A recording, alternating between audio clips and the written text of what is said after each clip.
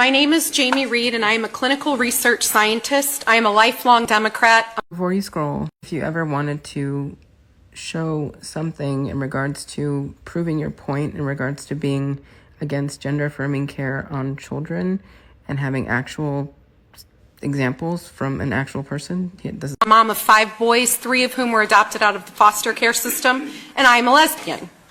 I am also the public whistleblower from a pediatric gender center where I was once, like my fellow Democrats, a true believer.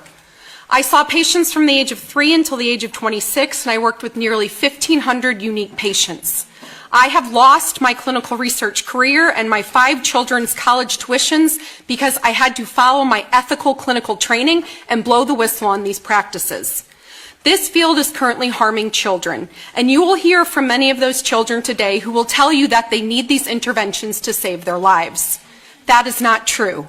They only need these interventions to save their lives in the sense that after they've subjugated themselves to a big sort of medical practice, now is something that they do need, because I'm speaking from experience. I've been on hormones 9 years or so, and then I, not by choice, have been off of them for 1.5 years, got back on them about a month ago. I could definitely say that there is a definite need for it at that point, just psychologically, mentally, emotionally, but also, look, I have hormonal acne all over my face. It's part of the readjusting of trying to get back on hormones. And I can tell you that from working with this population, that what they need is the truth. Many of these young people would simply grow up to be gay if left alone. Keyword many, but not all. For me, I was just, yes, gay until I decided to transition at 23, 24. So, but I call my transition a trauma response. That was catalyzed by my ex-husband and whatnot. Also the best, stupidest decision I've ever made in my entire life, but I still don't regret it, you know. These interventions themselves are profoundly homophobic and regressive.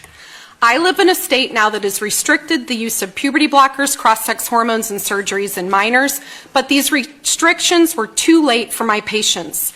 A lot of people say that I'm like transphobic, or I'm, against my own kind. No, I'm just against the delusion, and I'm against the bullshit. I don't deny my existence, and I'm not denying other trans people their existence nonetheless. But this idea that, I'm being transphobic because I'm trying to expose some bullshit, it's not.